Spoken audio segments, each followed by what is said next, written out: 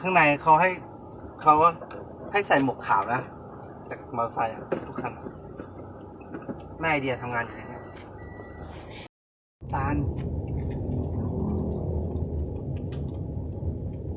อยากกินน้ำตาลแท้ๆอ่ะไม่มีน้ำตาลแป้งนี้ ต้องไปกินกับหมอปลาแล้ว เดี๋ยวน้ำมันออกมาแน่นอน หมอปลาจะแม่ง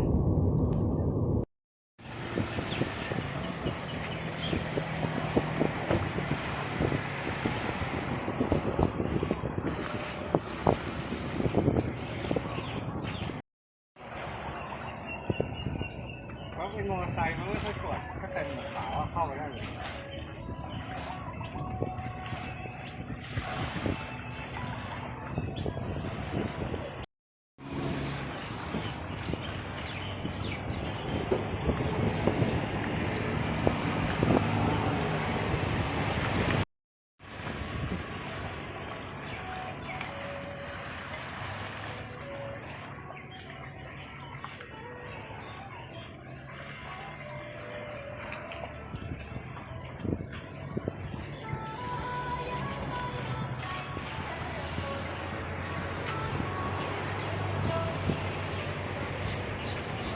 ลงได้แล้วสิ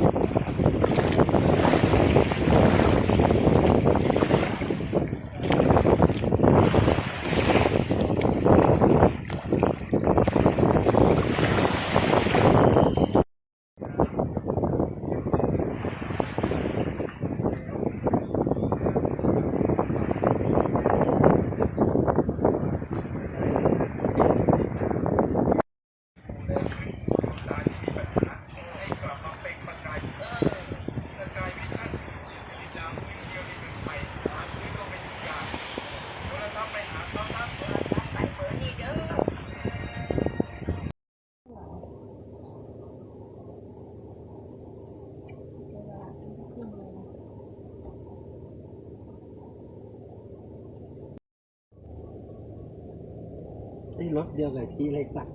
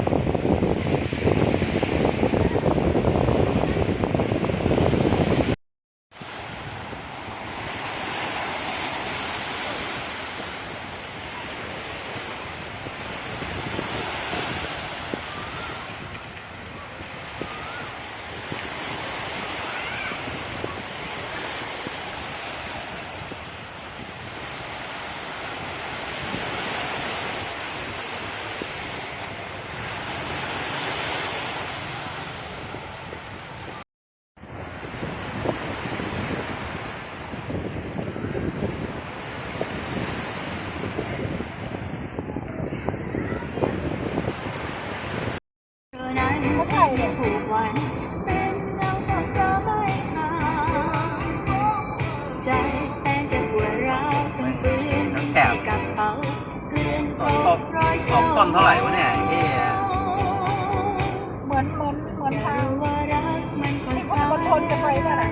ถนนสายอักษร พุทธมณฑลสายสี่ มันเป็นอักษรอยู่แล้ว สายสอง สายสองถนนขนาดสวยมากเลย หมดละงบหมดว่ะ อันนี้ของบ้านฉาง นี่มาตะพุธแล้ว ของระยอง นี่พันมาตะพุธแล้วเนี่ยเขตมาตะพุธ ของบ้านเป็นพูดทำมาด้านบ้านฉางทำเสร็จแล้ว ของทหาร ยังไม่ได้นะ นางรำกัน ไม่รู้ต้องเป็นทหารอะไรนี่กับแม่เราก็ไม่รู้ต้องให้ไอ้พินพูดไอ้พินมัน ค้ายาจริงเหรอ แต่พ่อเขารู้ดีเขาจะเอาเงินโปะ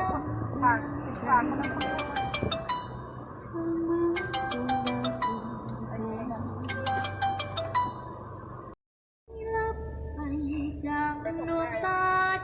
ยัง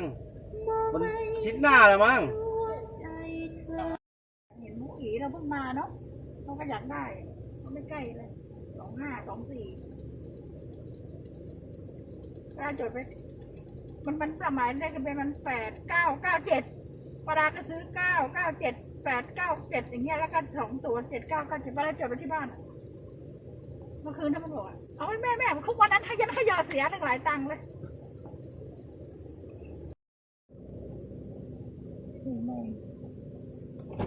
ของแอล800เลย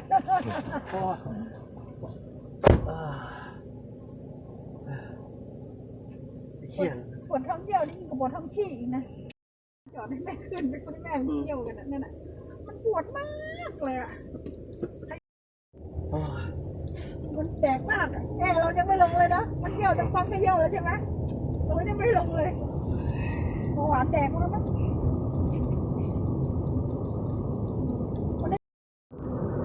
เป็นผู้ชายอันมาก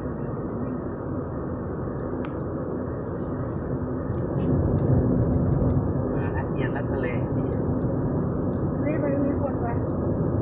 วันจันทร์ แม่มันจะกระให้อะไรเลยคนเยอะมาก นี่วันจันทร์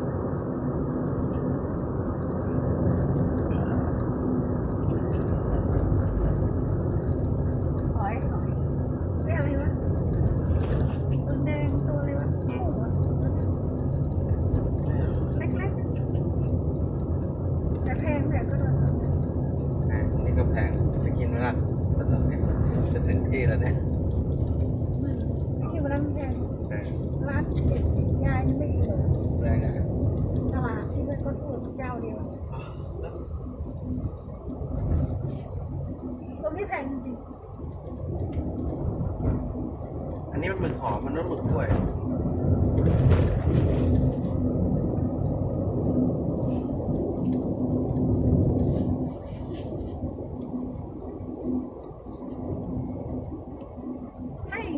ให้เงินมาซื้อของโทษก็อยากซื้ออย่างอื่นบ้างเนาะเราอยากซื้อยาก็ไม่มีไหมในที่แกมียาขายไหม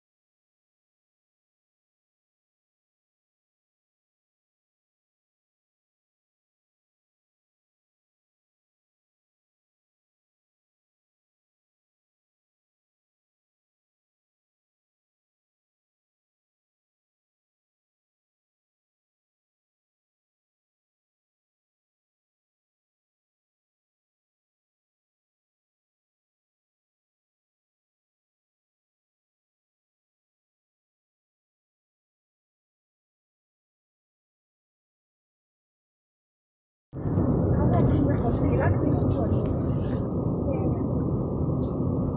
ตอนศรีรัตน์อยู่เขาขายดีมากเลยแกเห็นไอ้เหมียวพูดเราก็ทำแกก็ดาววันแต่ก็ไม่ขาววันนั้นตกให้ผมสดด้วยสบายก่อนจะไม่มีบัตรประชาชน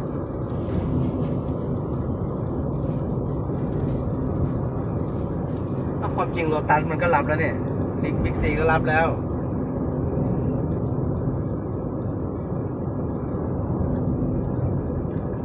แต่เซเว่นไม่รับใช่ไหม เว้ยจริงแต่เซเว่นใครก็ทำอะไรไม่ได้หรอก เซเว่นเนี่ยมัน เพราะมันได้เครื่องราชละเอียดพรแล้วด้วย โอ้น่าได้นะ เครื่องราชที่ได้ วันนั้นก็30 ล้านในวันแรกอ่ะ เด่งมากเลยนะเครื่องราชที่ใครมีนี่คือโอ้โหนี่เป็นธรรมดาแล้ว เดี๋ยวมีความผิดอะไรไปเดินข้ามไปสมากันเป็นกลับ ได้สบายถึงกลับแต่ไม่ต้องมีก็ไม่ต้องโดนกฎหมายไง เห็นทักษิณไหมคิดว่าเนี่ย ถึงกลับ มันผิดอะไร ให้เช่าคืน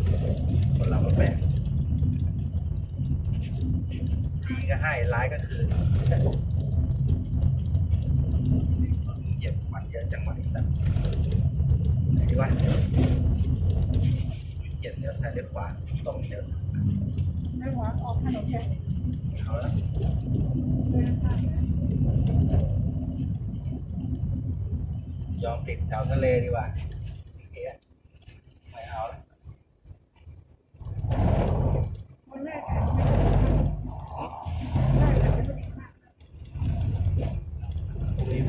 พรุ่งนี้หมดโปรแล้วพรุ่งนี้ไม่รู้จะไปไหนละจบ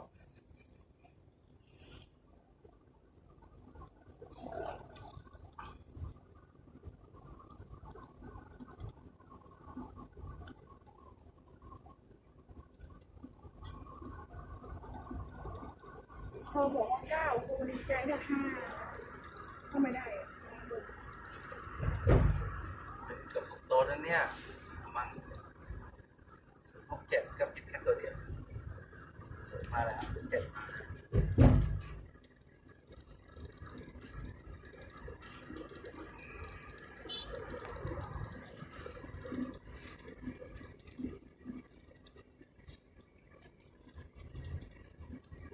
ลุงปวดตอนนี้มันจะลงตรงนี้เราได้ไหมเนี่ยเราแกล้งไปนั่งตรงทะเลตรงน้ำก็นั่งแกล้งนั่งไป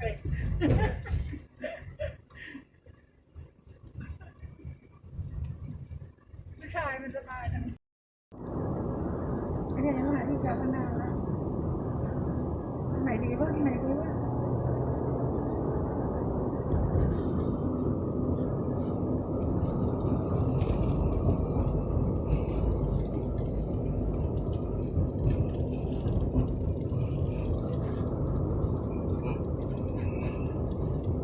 ใส่จะเปิดแบบเต็มตัวแล้ววะร้านอาหารมันจะขนาดนี้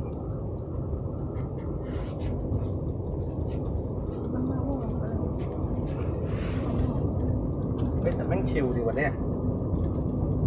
ชิลนะโครงการคนละครึ่งก็เหลือ75 บาทนะเอ้ยมีฟรี Wi-Fi ด้วยไอ้เหี้ยสร้างจะให้คุณจดอยู่ แม่ไม่มีที่จะอยู่แล้วนะ สำหรับแม่ก็เอาแค่กระต๊อบไปก็พอแล้วคนจนก็ต้องการที่อยู่ อยู่อยากอยู่นะ ไม่ต้องนี่ก็ใช้เต็นท์นะอยู่ในเต็นท์เอา อ๋อมันคิดที่เที่ยวได้สบายสบายมาก ห้องน้ำเดี๋ยวทำข้างนอกเอา แมวกลัวผีออกมาจะนั่งผีมันมาอีกโอ้หลังอยู่ที่บ้านเนี่ยเข้าเวลาเข้าอ่ะเป็นมองซ้ายมองขวาถ้าที่ชื่อฝนนะไอ้ผู้ชายความกลัวมันก็ไปออกใครไอ้ไก่ลงน้ำโตมาป้ากลัวลุงมันทีละบอกทำไมจะไม่กลัวล่ะหนูนึกกับป้าขนาดยายป้ายังกลัวบอก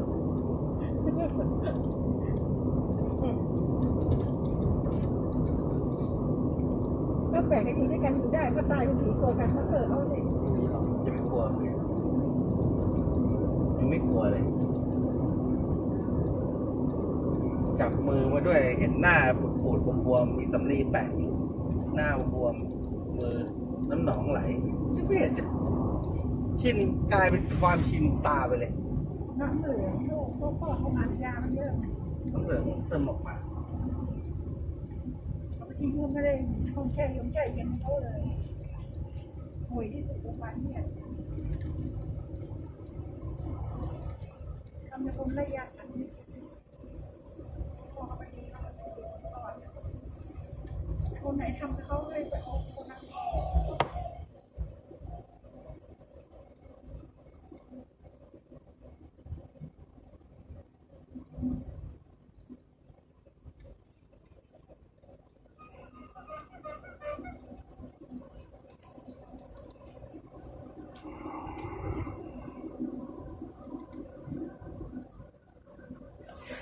แข็งเลย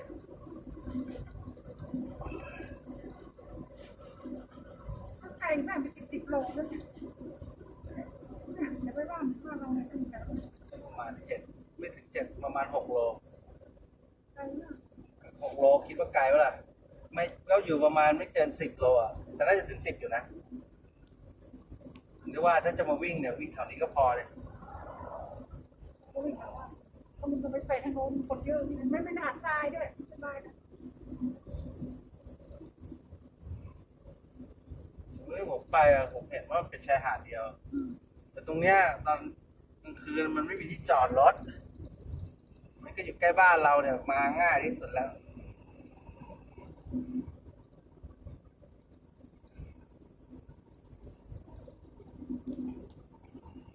เส้นนี้ก็ดีอ่ะขับตรงอยู่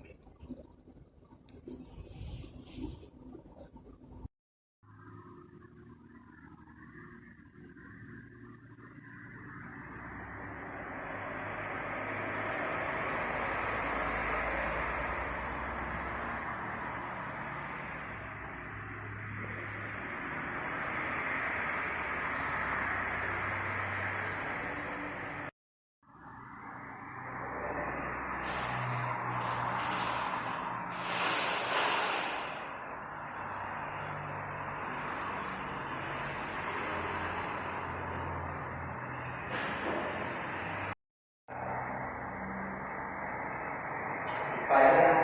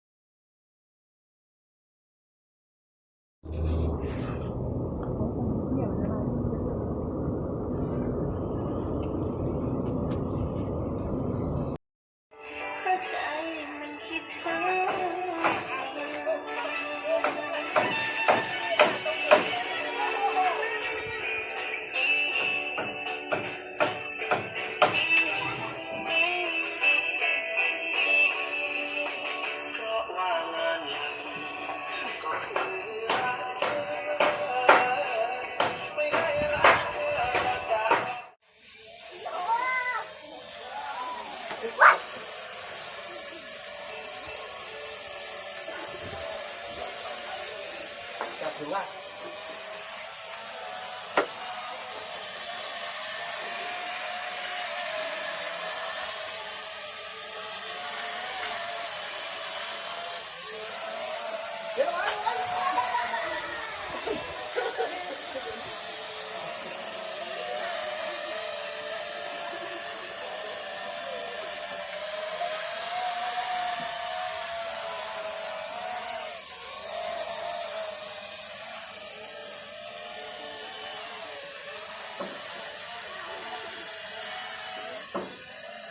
แหมตัวแรกเดินหางขาแล้ว ลมแม่งฟิวเลยเนี่ยเฮ้ยมันสูงดีว่ะ มันพลังเขาสบาย แม่งฟิว นี่ค่ะลงมาเลยลงมาเลย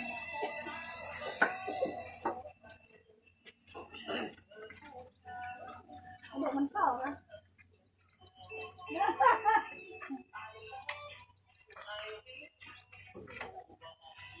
อยู่ที่ไหนเป็นหัวหน้าเด็กกัน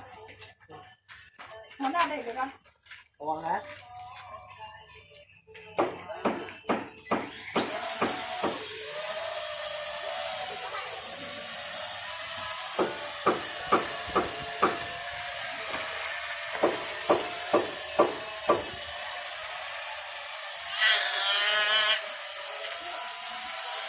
เฮ้ยไม่หมดเลย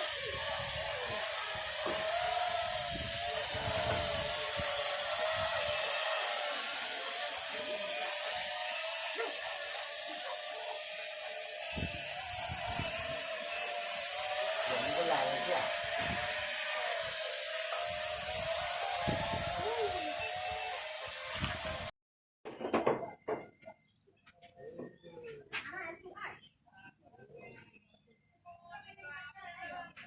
จะไปกินไก่ยายไม่มีครึ่งเดียว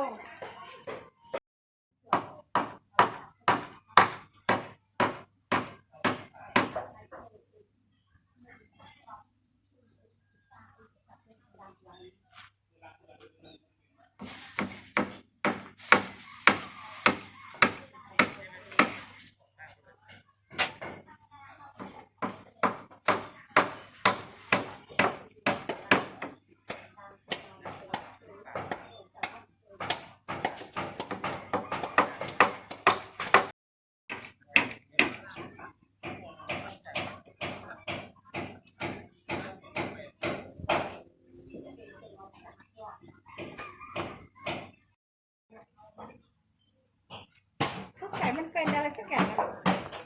ขานี่มันไม่ประกอบมานะหน้ากากอ่ะก็ว่า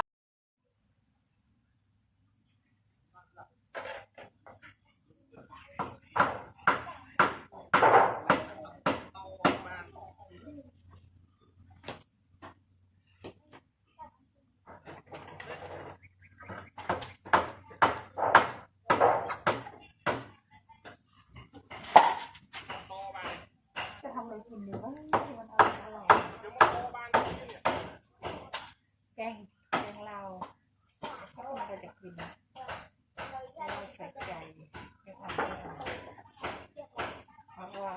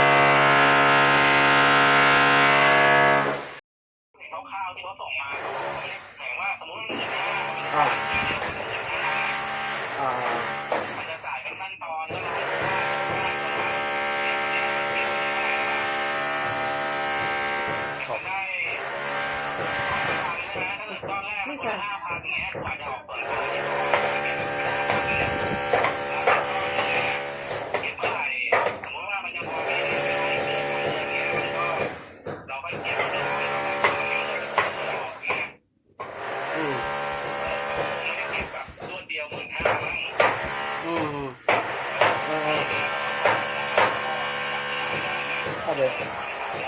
ยังไงเดี๋ยวลองคุยดูก่อนอืม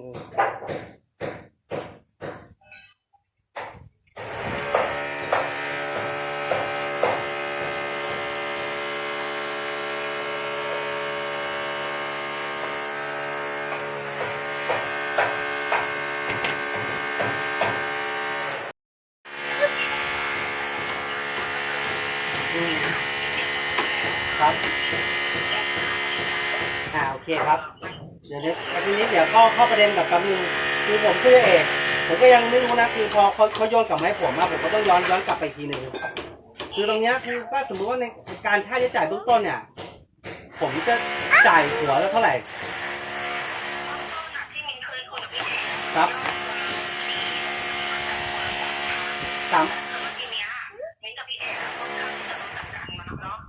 3